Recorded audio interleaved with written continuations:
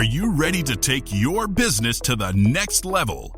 Every day there are countless books and articles that are published offering the key on how to make your business a success. It's easy to feel overwhelmed trying to keep up and run your business. That's why Deb Creer created the Business Power Hour. Keep up on the latest trends, best practices, and techniques for how to make your business a success. Let the Business Power Hour do the heavy work for you. Good morning. Good morning. I am Deb Creer. Yep, it's really me. It doesn't sound like me, but I promise it is me. And I am passionate about giving professionals the tools that they need to make themselves and their businesses as successful as possible. And I am so excited about my guest today because we're going to be talking more about that, how to make yourself successful. But that all comes together. And more importantly, we're going to be talking about how our youngsters should be doing this. And I love this. This is going to be so much fun. So please join me in welcoming Rich Patenaude to our program today. Rich, how are you? I am very fine. Thank you, Miss Deb. Perfect. Good to meet you. Great to be here. I love it. Well, let me tell people a little bit about you, and then we will jump into this. Okay. So Rich Patenaude is a first-generation American, born of French-Canadian immigrants in Northern New Hampshire. He was the only student in his class to get a perfect 800 score on his French SAT. He was elected a representative to the New Hampshire State Legislature at the tender age of 24 with a whopping 70% of the vote. With his Bachelor in Arts degree in economics from Clark University, he was duly assigned to work, of course, on the legislature's critical Appropriations Committee. New Hampshire boasts of having neither a sales tax nor an income tax, so the need to be judicious with funds was very important. Rich is the founder of the Student Millionaire Global Community and the host of the Student Millionaire Podcast. He's also the author of The Student Millionaire.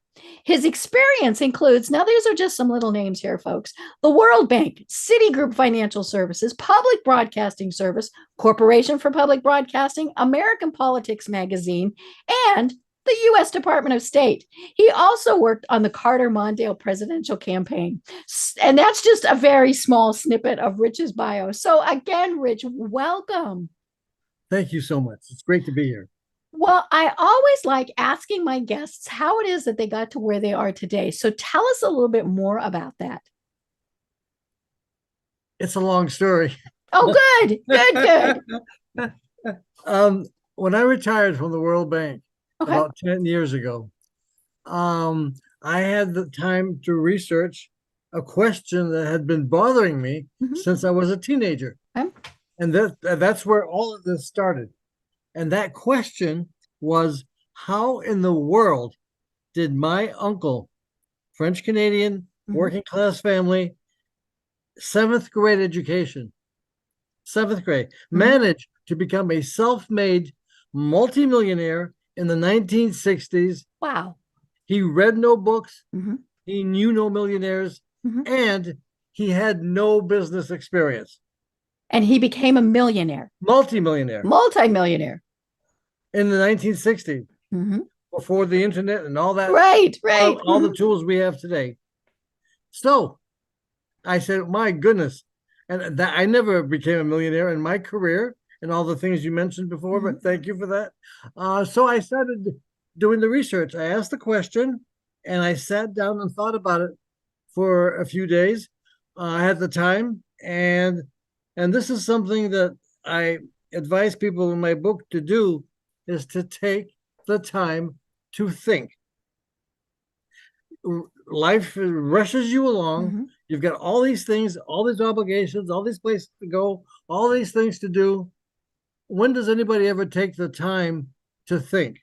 Go for a walk, or just quietly stay at home with a pad of paper and a pencil or a pen and ask your most pressing question. What's your most burning question? And think about it. Meditate about it. Let it come up for 20 minutes and then start writing down what that's all about. I recommend that little exercise in the first chapter of my book. And it was really important anyway to make a I know we want to talk today, so I'm talking. And that North Star, the answer, that quest to answer that question started leading me, and I'll explain how all of this came about, to people that I had never seen before or met before, business coaches, professional speaking coaches, even a meeting with Les Brown, who I never even knew. And all these things started happening. And one thing led to another, and it led me to a coach who recommended that to answer my question, I become an expert in my field, and that I choose my 20 books and start reading them. So it took me 6 months to get through 20 books, reading them, taking notes, and so on.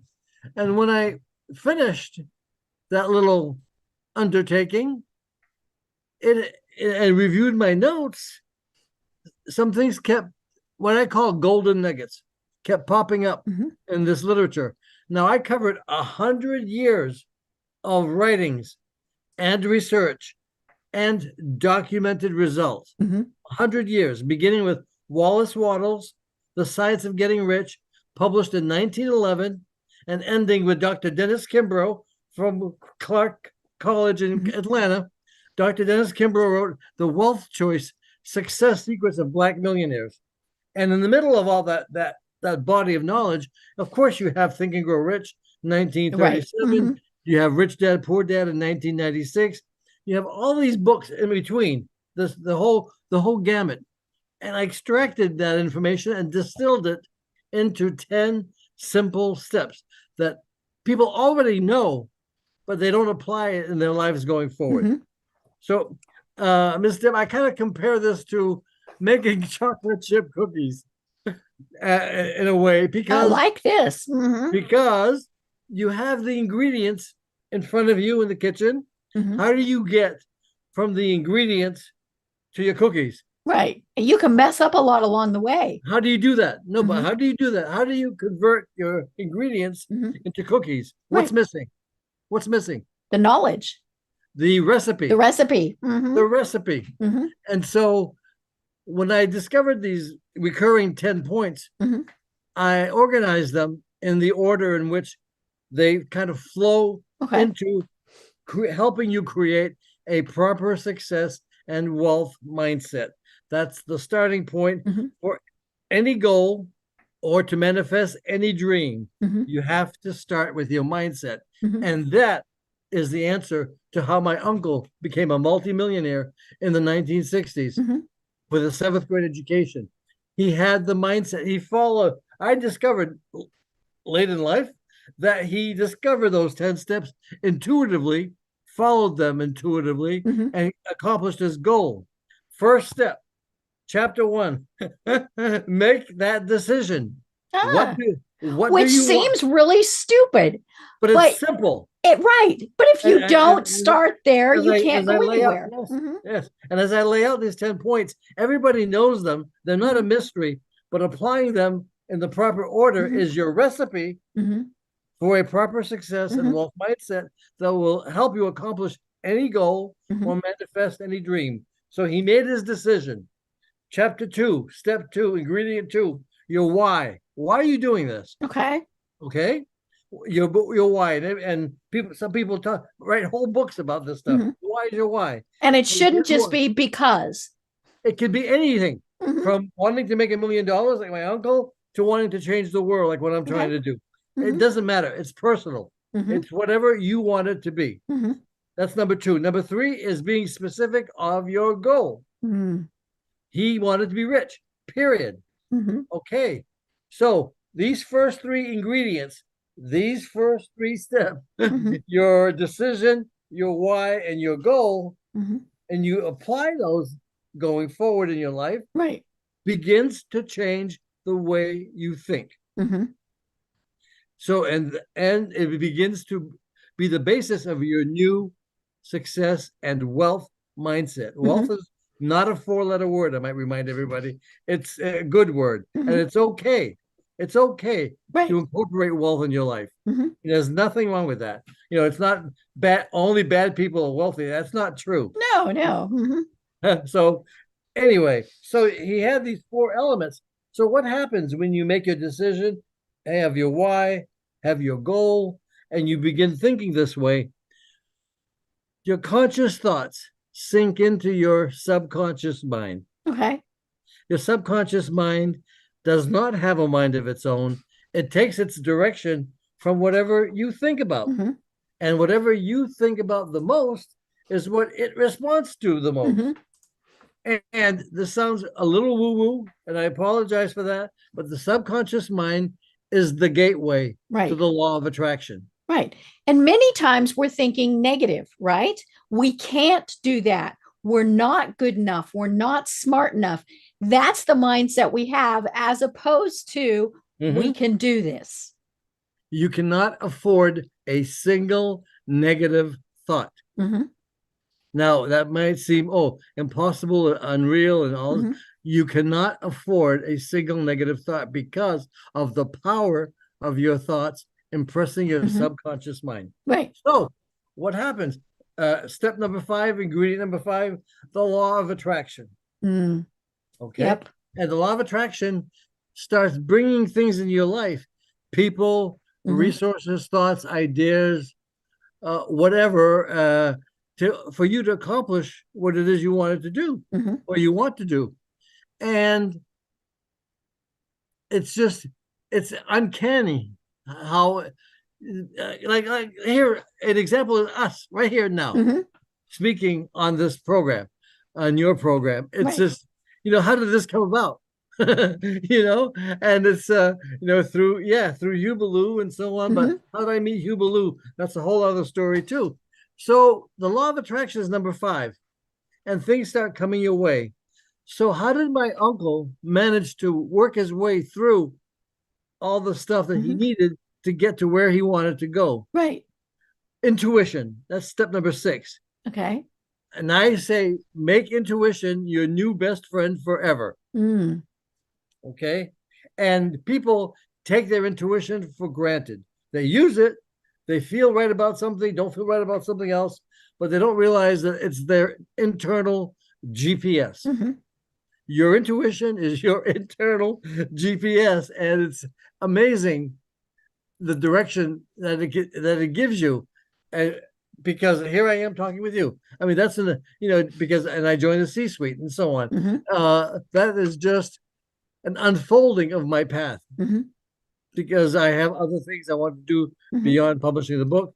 And it's just like when you mentioned in the introduction, the Student Millionaire Global Community. That's a whole different enterprise and a whole different other level. And it's actually written, it's in print. It's a business plan that's in the hands of a benefactor. Again, that's a whole other story. We can get into that later. So number 5 is the law of attraction. Number 6 is your intuition.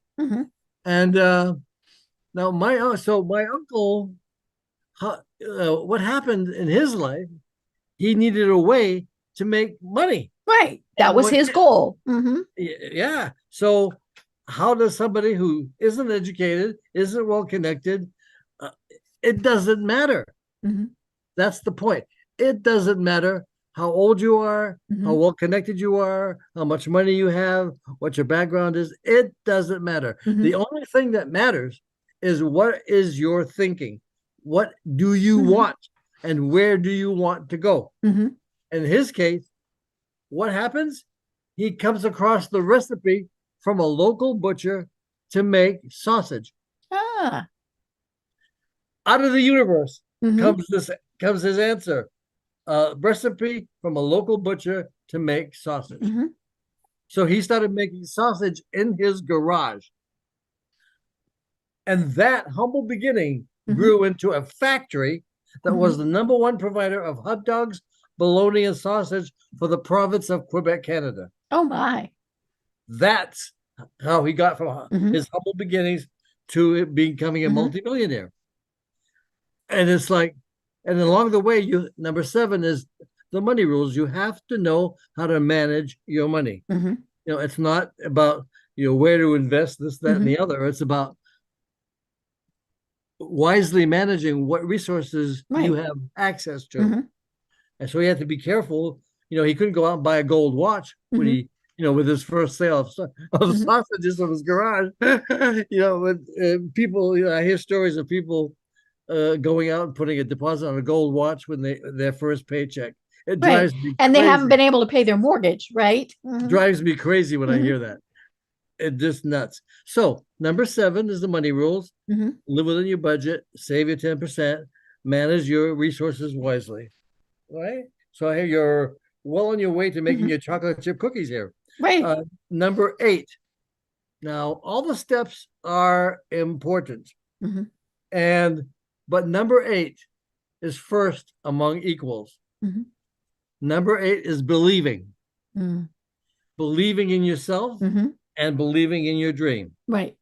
And as you move your life towards your dream, which I encourage people to find in the first chapter in step 1, deciding what you want and where you want to go, taking the time to come up with that, and that comes from within you. It's not out there in the world someplace. It comes from within you. Okay. And sometimes you've worked hard, even years, without much to show for it. And the only thing to keep you going is you believe in yourself and in your dream. And how do you know you're on the right track? You're on the right track if it continues to resonate with you at the core of your being. Okay. If it's right for you, doesn't have to be right for anybody else. If it's right for you, you're on the right track. And then you use all those steps that I've outlined so far. Any questions so far? I'll have a lot when we get there, but let's go through all 10. Okay. All right. So number 8, believing. First among equals, because it's really, really key and critical. Never give up on yourself or on your dream. Number 9, you're going to inevitably, when you pursue a goal or try to manifest a dream, you're inevitably going to encounter obstacles and challenges. And sometimes people give up on a challenge or an obstacle. And they say, oh, well, maybe I must be wrong because I'm bumping up against a wall here.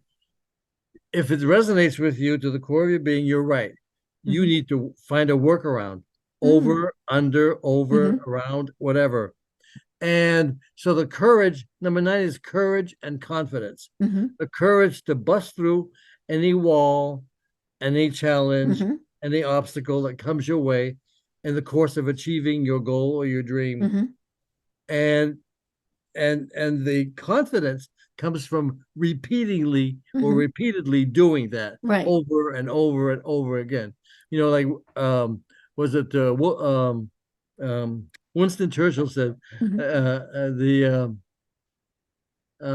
success is moving forward enthusiastically in spite of all the failures and challenges.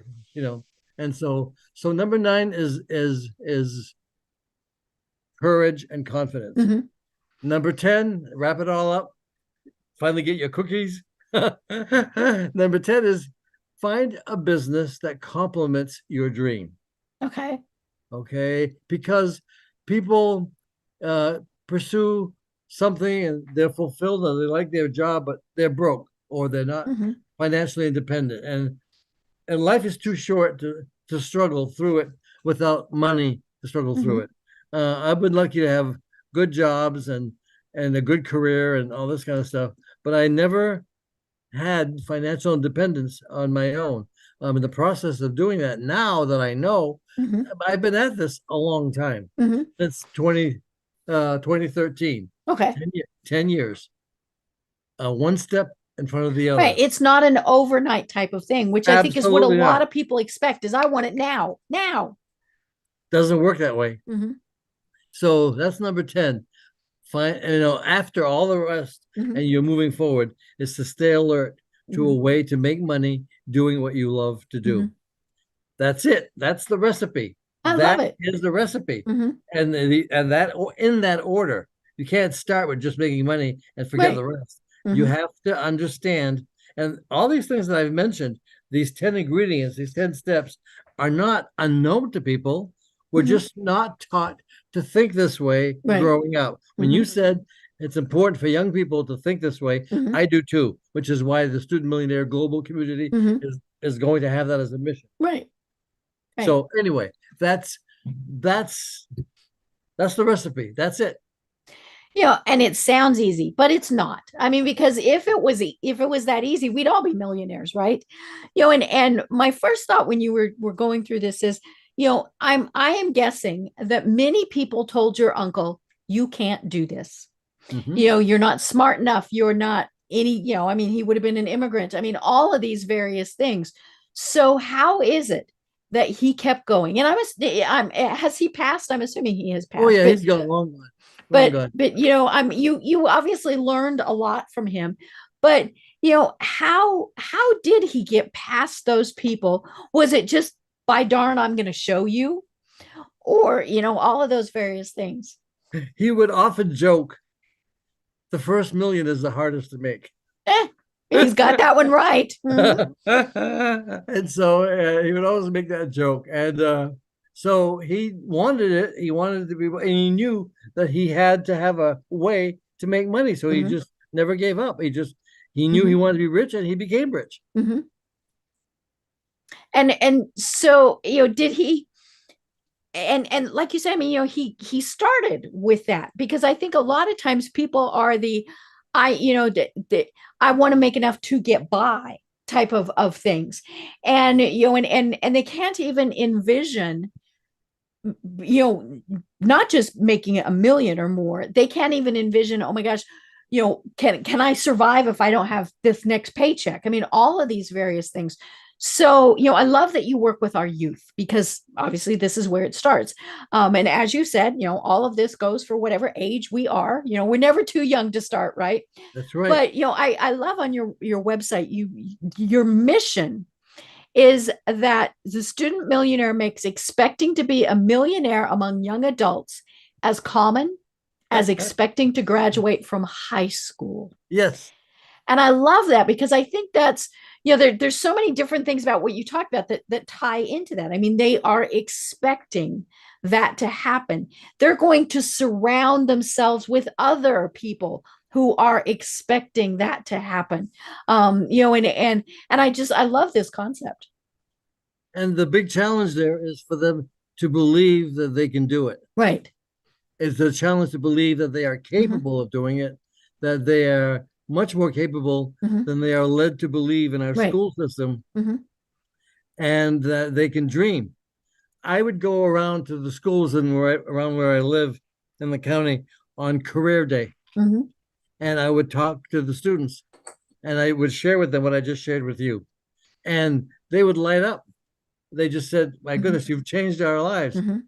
And the teachers are invested in the system. Right. And they were a little weary about, or more than a little weary, and they invested in the system, and this is what we teach, and this, that, and the other. And we're not here to make everybody a millionaire. And I would say, why not? Right. What's wrong with that? What's your problem? Right. You're training them for jobs that will not exist in 20 years. The 21st century is going to change, but the recipe I just laid out for you will not change. It's been around for 100 years, and it will still be the same 100 years from now, regardless of how much our world changes in that time. Right. Because you're not saying you're going to use technology to do this. You're not going to do it in this industry, all of those various things. It's in your mind. Right. And go ahead. We're just not taught to think that way. And it took me until I retired to figure this out. So you can imagine how disappointed I am, or why I'm not giving up on what I'm doing now, regardless of my age, because I know the recipe. I know where it's taking me. I know what I'm doing. Right. So. And I talk about this a lot with people who are starting their own businesses, and it's hard, especially for women in a lot of cases, where we're told often starting very young, you can't do X. Right. Whatever it is, for women in a lot of cases, you can't do math, you can't do science. all of those things. And we love the STEM programs that are now coming out and specifically targeting young girls. Mm-hmm. But, or your parents, may have said, and it's not that they're trying to hurt you or harm Right. you. And if anything, they're trying to protect you. Exactly. And I think that's the hard part, is getting past that and Mm-hmm. saying, yes, but. Mm-hmm. And so how do kids have those conversations with their parents? Well, I say in the Student Millionaire book, that the first one I wrote, years ago, I there's a passage where I say, you have to deal with the people who love you and Mm-hmm. that you love. They may not support you in your dreams, right, and the things you're trying they to want do. to protect you. They want to protect you. Mm-hmm. Yeah, and so you have to just stick to your guns. Mm-hmm. And stick to what resonates with you to the core of your being. Mm-hmm. And that's your North Star. Mm-hmm. Understand that. Believe in yourself. I say you have to believe in yourself. You have to understand the law of attraction. You have to understand your intuition. Mm-hmm. All these things come into play. These are all ingredients into achieving what you want to achieve. Mm-hmm. Your goal and becoming prosperous in the mm-hmm. process. Right. And one of the things you mentioned was that money is not bad. That's right. It's and I think, unfortunately, we have a lot of people who think that for whatever reason. And it's not, the money is just the money. I mean, Mm-hmm. it's just there. It's what we do with it, right? That is good or bad. Yes. And, and so I think that's part of this too, is knowing we can grow up and become these fabulous, wonderful people who help others to succeed and all of those things. And so, it's pretty hard to argue with that and say, well, maybe you shouldn't do that, right? It is. It's been really interesting for me to bring this stuff to the students in the area where mm-hmm. I live. They, and it's nice that they react the way that they do, mm-hmm. That they light up and say, oh my goodness, mm-hmm. I had no idea.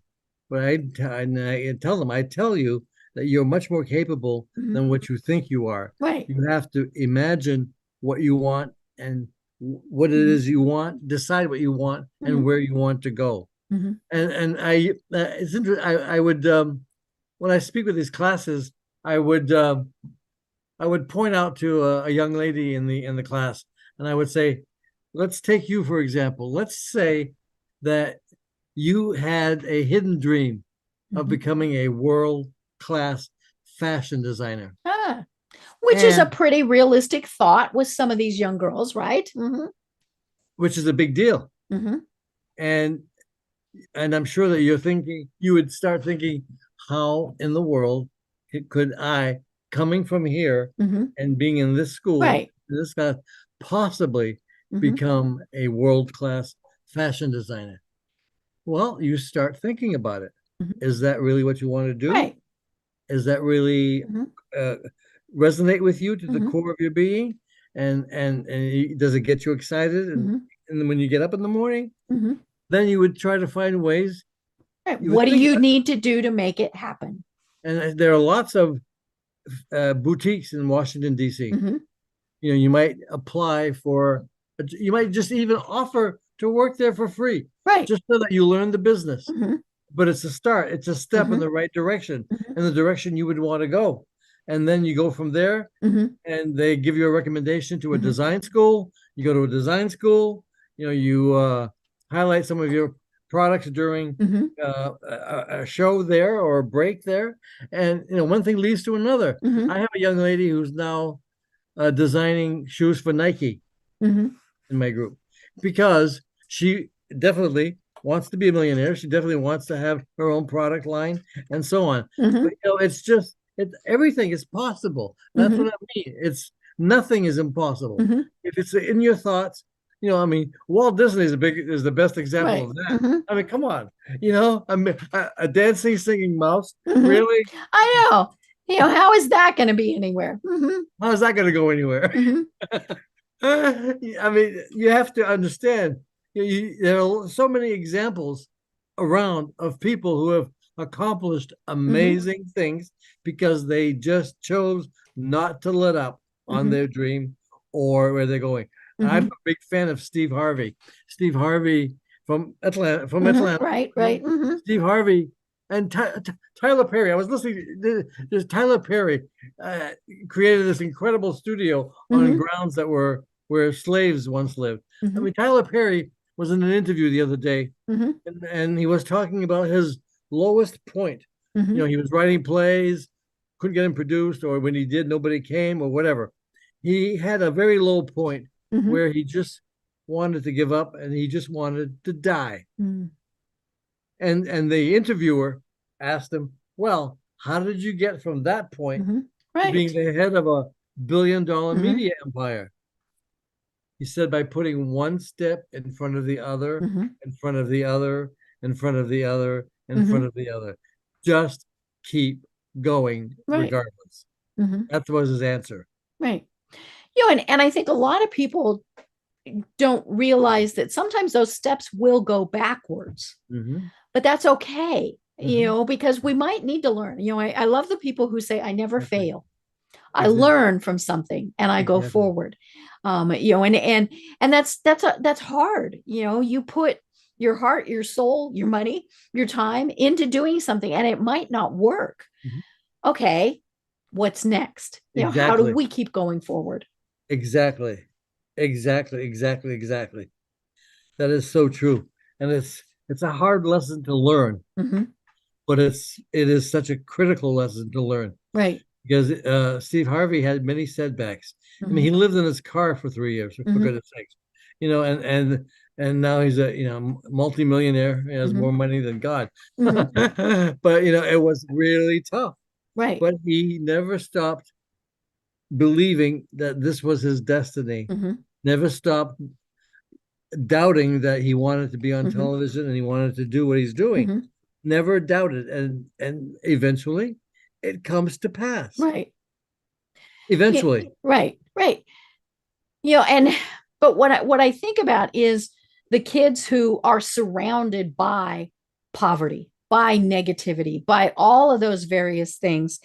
And you know, they can't even think in many cases, "Hey, I'm going to get to, you know, next week," let alone, you know, and so how do you break through that, you know, that sense that, you know, it's because I think a lot of them think it's predestined that I'm going to be a failure, you know, all of those various things. So how do you break through that part? You have to do what my uncle did. You have to decide what it is you want, and you have to believe that you can get there. I once spoke at a class at the University of Maryland, not far from here, and the lady in the back says, "Well, how do you deal with systemic poverty in the country?" And I had to go through, "Young lady, if you can teach them to think the right way and act the right way accordingly, you can combat systemic poverty." Not with a handout. It's with change in mindset. Right. They might need a help up. Yes. But then, you know, how do you go from there? Yep. Exactly. And then that's where your intuition kicks in. What are your next steps? And that's when you take the time. I know how many pads of paper I have downstairs where I went through that process. Next steps, sat there, thought about it, and so on. My poor wife has put up with me for the last 10 years. I love it. Actually, it's been 30, but who's counting? Hey, mine's 30 today. What do you know? Oh, yeah, congratulations. Yes, thank you. Yeah, I mean, it is. It's what I like again is that you're reaching out to the youth, because when you talk to somebody that's 40, 50, 60, you know, or more, I think we're a little, shall we say, jaded. You know? Yes. And you know, and we don't always see the opportunities, or we know, hey, we're going to get knocked right back down. And kids, especially younger ones, I mean, you know, when you're dealing with teenagers, yeah, but if you're, you know, even younger than that, they still think that, you know, somebody can do a cartoon of a mouse and make millions of dollars. You know, all of these things. And so I love that is your focus, is that you are going to our kids and saying, you can do this. They're the future. And they're the ones who are going to be the future business leaders, the future politicians, the future members of Congress or local board of elections and or local education board. They're the ones who are going to start giving direction to our society. Right. And so we need for them to have the right mindset. It's important. It's important for them. It's important for us. It's important for everybody. Right. And they have no idea of the impact they could possibly have because it doesn't exist yet. Right. Right. And I wonder too how important it is that these kids have a mentor or someone who believes in them. Because, like we were saying, for so many of them, they're told you can't, you're stupid, you all of these things. And so when they have a person, whether it's you, whether it's a teacher, whoever who says, you know what, you can do this. How important is that? Very. As a matter of fact, if you have my website up, you go to the schools tab on the website and you'll see down below the 10 steps. They're called Student Millionaire Minutes. 1 minute, if a school wanted to change the mindset of kids, they would read those over the PA system, for a minute each day and just repeat them once, over and over again. And it's not that hard. I mean, it's not that complicated. But the hard part is the intentional part, is knowing that you're not dependent upon your outside, and that's really tough for people who are, growing up in poverty or whose parents have drug problems or who are there's incarceration in the family or something. These kids have a lot of problems. But if they can just believe or know that by believing in themselves and deciding what they want to do and not be swayed by those circumstances, they can accomplish great things. Here's a story for you. In my book, I give the story of hang on, Gray. What's his first name?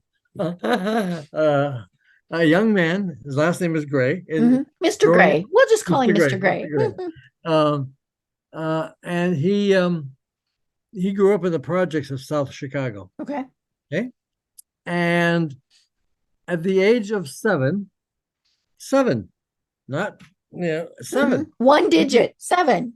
7. He decides to become a millionaire and tells his single parent mom and older brother and sister that, well, he actually tells his mom he's going to become a millionaire because she's working too hard. It's affecting her health and he wants to take care of her. He's going to take care of her. Yep. What a nice son, huh? So what does a 7-year-old do to start the process of becoming a millionaire? Right. So that was in his mind and he's moving forward. So what does he do? He gathers rocks in his neighborhood, washes them off and paints them and sells them in his neighborhood as paperweights. Of course, the neighbors see that he's taking the initiative, right? And they support him, and he sells his paperweights. Right. In the course of time, not much time, he's developing this group in the neighborhood, and kind of a business club type thing, a mindset change for these neighborhood kids, and he calls the hotels in Chicago. He keeps calling until one of them will give him a room to meet and give pizza and drinks to the kids. And he found one in exchange for publicity on helping inner city kids. Right.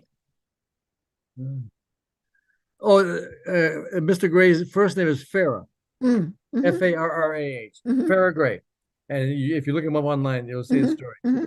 And so he finds a hotel and he does the same thing with transportation companies and finds one that will pick up the kids in the neighborhood, bring them to the hotel, and bring them back home when the meeting is done.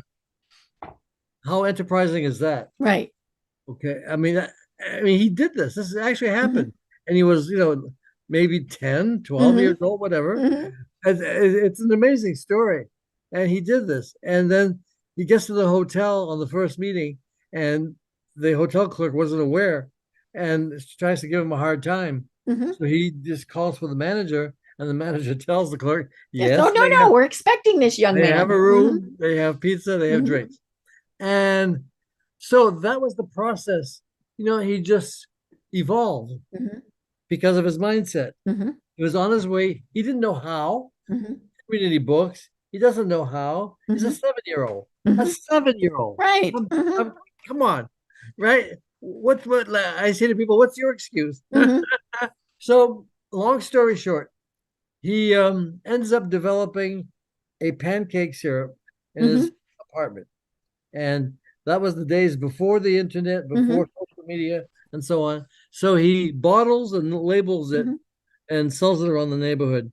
Now, Chicago is centrally located in the US. Mhm. It's the destination for a lot of food trade shows. So he would go to the trade shows Ah. Mhm. and he would go meet people and talk to people, introduce himself. Mhm. Nice looking young kid, very, very approachable and Mhm. inquisitive and so on. And eventually he sells his recipe for his pancake syrup that he developed in his apartment to an Israeli food company for $1.5 million Mhm. at the age of 14. Right. And I see it online. I looked it up while we were talking. Yep. He made his first $1 million by the age of 14. 14. And people say, oh, that was a lucky break, this, that, and the other. No, 7 That was to his 14. plan. How many years? 7 to 14. Mhm. 7 years Mhm. he kept pursuing his Right. dream. And eventually it led to Mhm.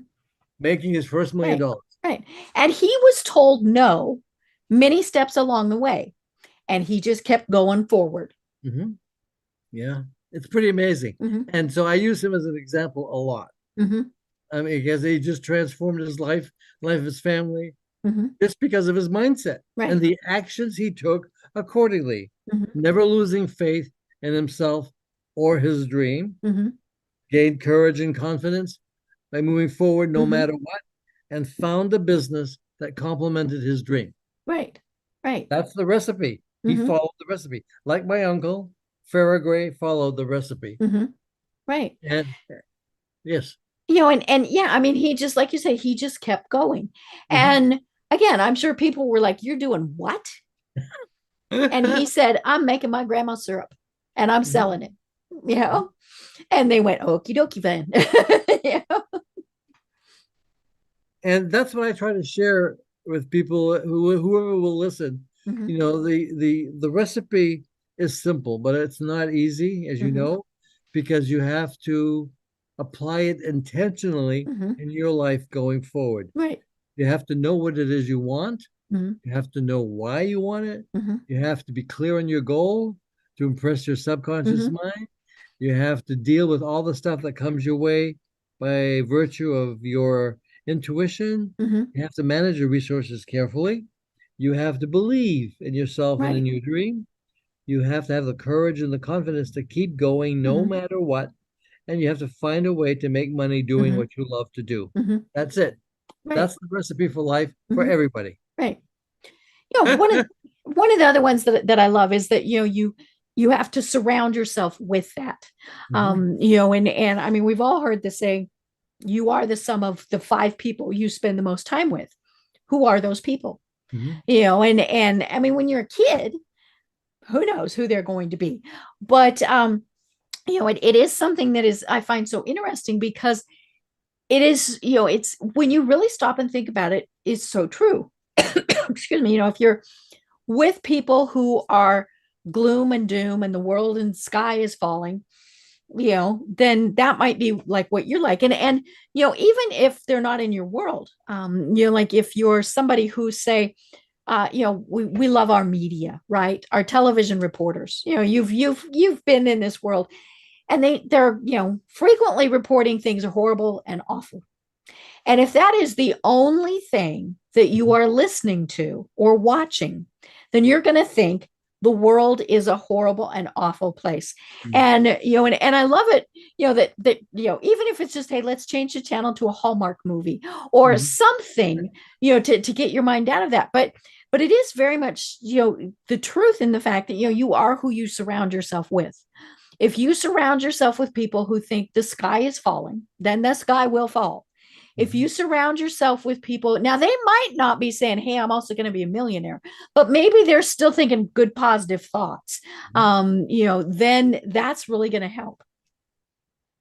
If I could add one thing, it would be the people you surround yourself with don't have to be real life people. They can be books. Right. Mm-hmm. They can be YouTube videos. Mm-hmm. Mm-hmm. There's tons and tons and tons of motivational stuff on YouTube videos. And I listen to a ton of it. It just keeps me going. It's kept me going for the last 10 years.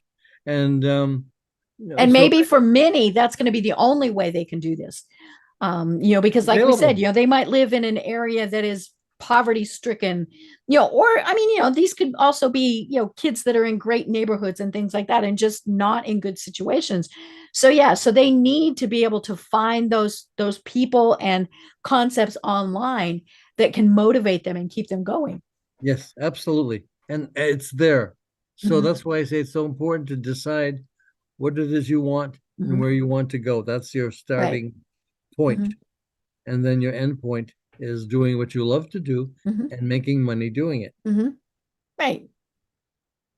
So, and that's the goal, and people say, that can be anything. It's whatever is right for you. Right. Whatever's right for you. And it's funny because, when you look at, like, say, Jeff Bezos, I gotta love these people that start these things in their garages, right? Did he, as a little kid say, hey, I'm going to be, one of the largest companies in the world? Same with Elon Musk or Bill Gates or all of those. You wonder, what were they like as little kids? Because I'm guessing that they very much were of this mindset. We are going to be successful. Whatever that is, we are going to do it. I'm sure they were quite inquisitive. Yes, precocious little guys, right? Precociously inquisitive, just like Farrah Gray was precocious, right? As a young man, 7, and saying, "This is what I'm going to do."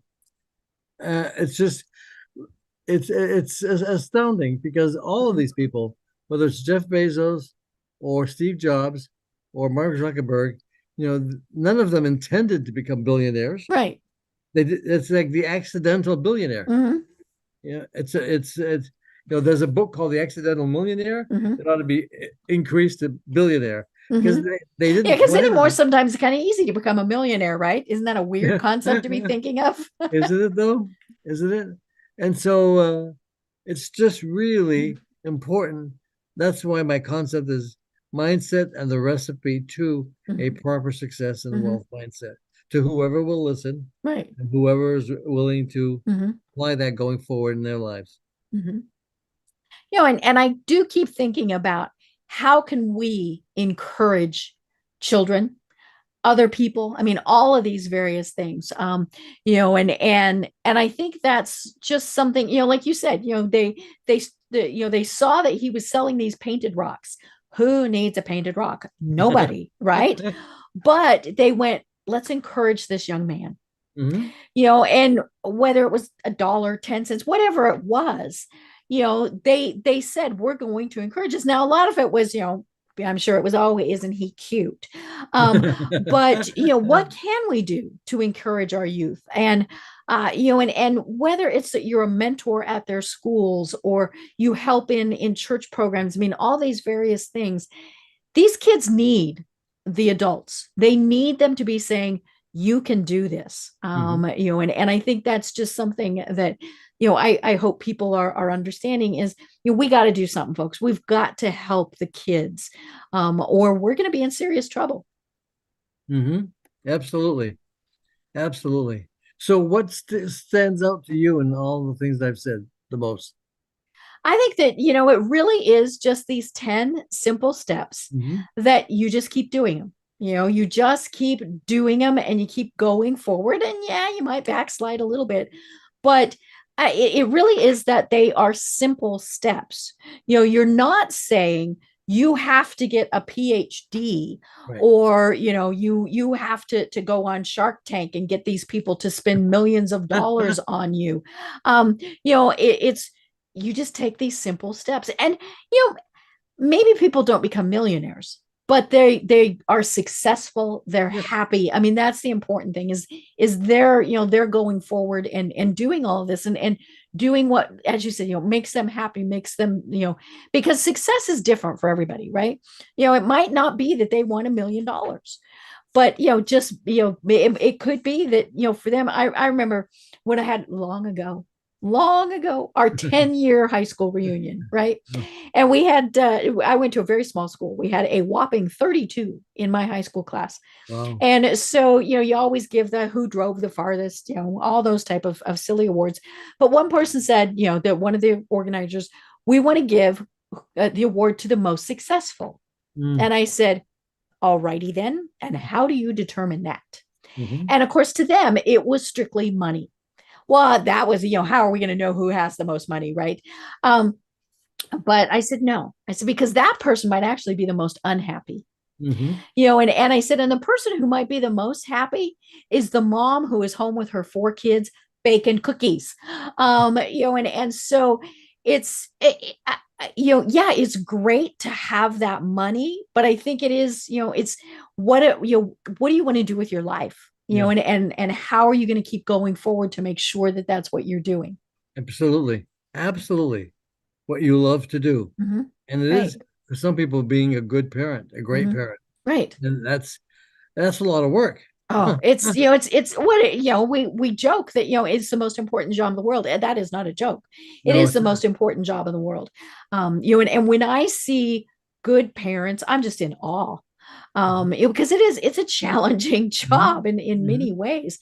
And, but yeah, when you see somebody who is that good parent, whether, whatever it is, I mean, it's incredible because as we've been saying, they've been raising these kids who are our future. And they're not always grateful for you doing your job either. But right. Oh yeah. My children are 30 and 31 now, and they both live in Hawaii, of all places. Ooh. They grew up in the DC suburbs, and they both of them landed in Hawaii, and they came home recently and spent a week or so here at home, and they can't ever say enough about, we had a great childhood. It was wonderful. You taught us so much. It was great. And now my daughter has a son who's 4, and she knows how tough it is to care for a child. Right. And provide for a child and so on. It's not easy. And especially in these days. But, the other thing I said earlier is that regardless of the changes in society, regardless of how things evolve, and we know they're going to evolve. Right. Finding what it is that resonates with you to the core of your being could be like Mark Twain said, the 2 most important days in your life, the day you were born and the day you find out why. Right. Find out what your purpose is, your reason is, what resonates with you the most. Don't worry about anybody else. Take the time to think about it. Right. Take the time to find something that resonates with you. And it may not come right away. Your answer may not come immediately. It doesn't matter. You're thinking about it. You're thinking about what should I do, and then all of a sudden it pops up out of the clear blue sky, and you say, "That's it." But you have to have it on your radar screen. Right. So, Rich, what do you tell the people who are a little more mature, shall we say? Because we've been saying you can do this at any age, but what do you tell those folks who are in their 50s, 60s, maybe even more than that? What do you tell them when they say, "So, Rich, can I do this?" Look at me. I mean, come on. I'm retired and I'm doing all this. Is that because it resonates with me to the core of my being, because I had a starting point to answer the question about my uncle. It led to all these things. It led to my book on Amazon called The Student Millionaire. It led to all of these things, speaking in schools, speaking at other engagements, and I'm going forward with this, and it's evolving. I am not the same person I was 10 years ago when I started this, because I had absolutely no idea what I was going to do. Right. None. All the things that you've read about me, investigated in my links and stuff, none of that existed. None of that existed. Right. And that's important to remember.